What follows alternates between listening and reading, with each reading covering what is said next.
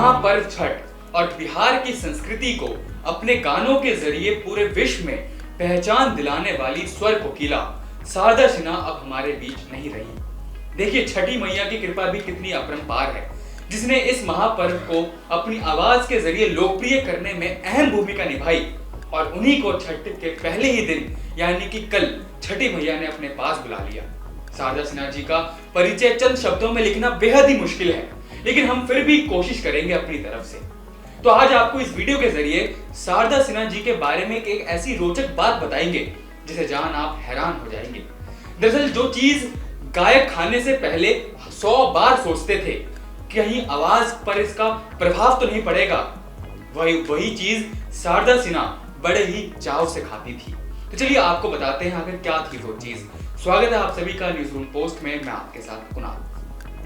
सबसे पहले आपको बता दें कि शारदा सिन्हा के परिवार के लिए साल 2024 वो साल है जो शायद वो कभी भुला पाएंगे।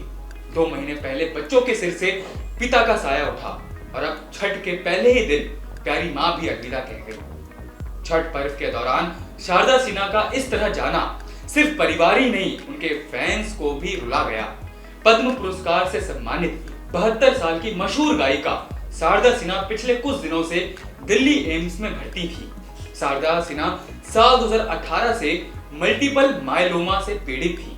ये एक तरह का ब्लड कैंसर होता है, लेकिन अपनी बीमारी से ज्यादा वो पति के निधन से टूट चुकी थी। करीब 11 दिनों तक वो अस्पताल में भर्ती थी, लेकिन सोमवार 4 नवंबर की शाम को उनकी तबीयत अचानक से ज्यादा बिगड़ गई, जिसके बाद उन्हें वेंटिलेटर पर शिफ्ट कर दिया गया। देश विदेश में बैठे फैंस उनकी सेहत जल्द ठीक होने की दुआ कर रहे थे, लेकिन ना तो डॉक्टर्स की कड़ी मेहनत उन्हें बचा सकी और ना ही लोगों की दुआएं, और आखिरकार वो हमें छोड़कर इस दुनिया से चली गई। वैसे शारदा सिन्हा के बारे में आप कई बातें तो जानते ही होंगे, लेकिन क्या आप ये जानते हैं कि वो साधारण खाना खाती थी, लेकिन पान की बड़ी ही शौकीन रही थी। पान को खाने के बाद वो अक्सर मंच पर गीत गाया करती थी, लेकिन इसके पीछे की वजह जानते हैं? अगर नहीं तो चलिए आपको बताते हैं। दरअसल वो कार्यक्रम में जाने से पहले गले को ठंडा रखने के लिए पान खाती थी।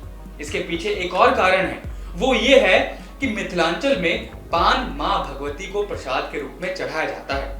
इस कारण भी उन्हें थोड़ा बहुत पान के प्रति लगाव रहता था। वे अपने साथ में हर जगह पान की डिबिया लेकर जाया करती थी।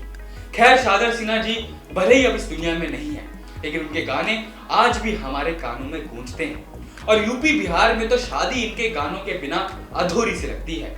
अंत में एक बात और कहेंगे कि शारदा सिन्हा जी जहां कहीं भी हो, वो अपनी आवाज के जरिए अमर हो चुकी हैं हमारे दिलों में।